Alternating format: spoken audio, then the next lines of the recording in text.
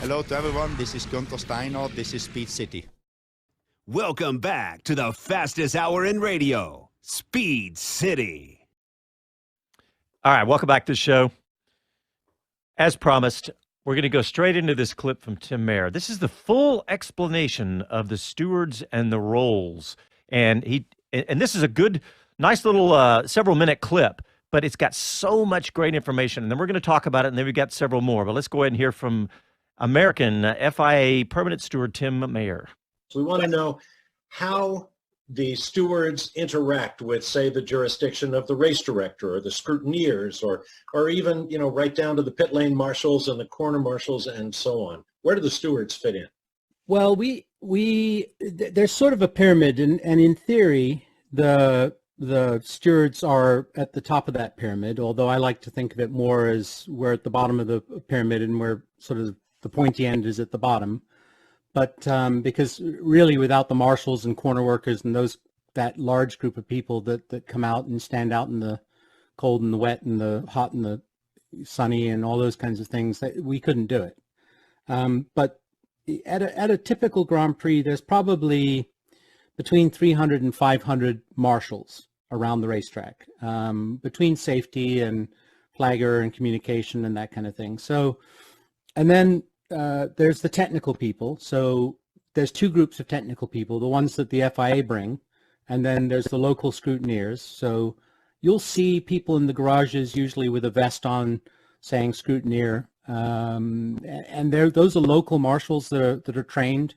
In the case of the US, most of them are actually engineers that work out of Detroit. I mean, they work for Ford and GM, and they're very senior engineers, and they really know the pointy end of a car from the blunt end.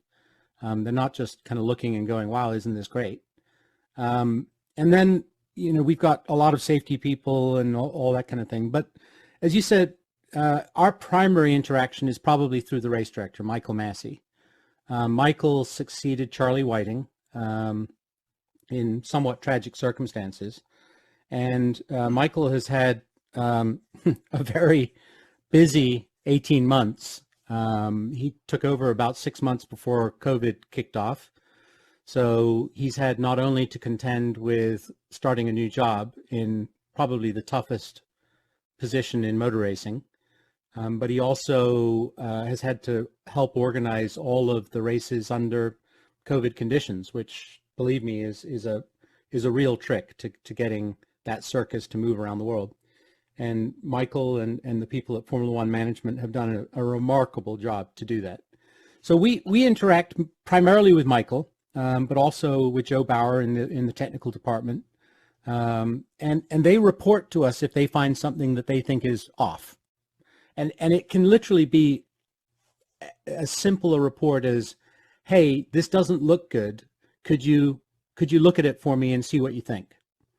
In the middle of the race, that's a pretty common call. I mean, we have an intercom system between his room and ours, and he'll just say, hey, look at this. And between us, we're all networked together. So we've got some people that help us from a great company called Riddell, and they use a software system that's put together by a company called SPG, which the teams also use. And it basically allows us to review all of the information that he might need us to look at. Now, the casual viewer gets to see one angle or two angles from the TV broadcast. If you buy the F1 TV package, you might online, you might get a couple of other angles of it. We typically on a race weekend have about 120 to 150 angles of video that we can look at, along with audio, telemetry, GPS data. I mean, there's just all kinds of stuff, and that SPG software helps us manage all that information and brings it into us. And then we'll look at it, whatever the incident may be, whether it's an on-track incident between two cars, or whether there's a more technical issue in the data or so on. And we're connected in as well to a whole group of data engineers. So they might send us a graph of some sort or some technical data, and we'll take a look at it and decide whether it breaches the regulations. And, we have, the Formula One regulations are probably 200 pages if you include the technical regulations. 150 of that will be the technical regulations themselves. And within the sporting regulation, there's only about 10 that really cover racing. The rest of it is all, how do you line up for the start? How do you do this? How do you do that? But I mean, the rest of it is pretty much, procedural rather than sporting. The sporting is quite thin. And then obviously our listeners can't see this, but I'm waving a pretty thick book of additional regulations that we have. Those are all different appendices and different rules and bits and pieces that might become relevant as we go along. So it requires quite a bit of study. It's not simple, but generally the racing incidents are simple. They just come down to who did what to whom. And there are some rules that cover that, but the racing regulations really, as I said, are less than 10 pages. That's interesting, isn't it, Jonathan? That it's 10 pages of that 200, but there's a lot more nuance to it, I guess, in that other book. Yeah, and also it's very interesting to see how they interact with Michael Massey, and how there's no question that the FIA it almost has a legal structure, like a court structure, and that's why, funnily enough, I was just reading while I was listening there to the actual procedure. It's being heard by the FIA now. They're discussing what Toto Wolff asked for, which was an investigation, and he wanted some action. They are going to take some action, but ironically, that decision will not be announced or not provided until the 18th of March officially, which is 2 days. Well, in fact, it is the start of the first Grand Prix. So, they set themselves up for failure in many ways, because we can talk about this until the evening of the 18th of March and will not be any clearer as to what moves will be made. We can talk about whether Hamilton will come back, he won't come back, whatever it might be. But, again, how it deviates from the American system, which is on the spot, NFL, IndyCar, you name it. And as Les says, that's how, in many ways, perhaps we need to upgrade and modernize the system, because it is too much like a legal structure.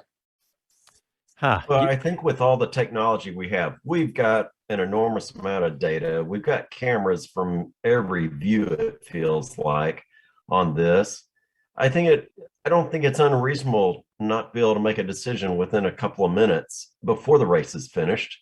Certainly and manage the impact of it for the remainder of the race, so that, hey, that was a bad call or that was a good call, whatever the case is, and the argument is over with and we move forward. I think that's what I really want to see, and I feel like the data is there to do that.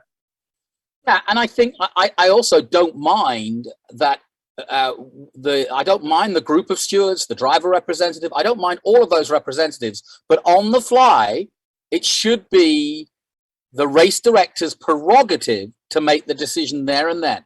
In the heart of a live race, when the cars are on track and there's millions of people tuned in, you haven't got time for a board of effectively a debate to be had. So somebody has to make a decision there and then on the fly. Now, right or wrong, we seem to put up with it, are happy with it in most other forms of American sport.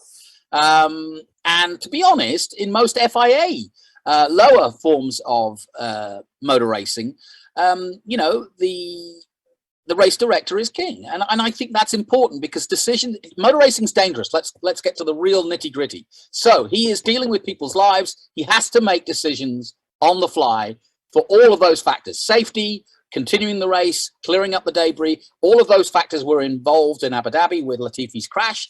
And I think, you've got to, it is, as I agree with Tim, it's the hardest job in the world, but that's why you've got to give him autonomy.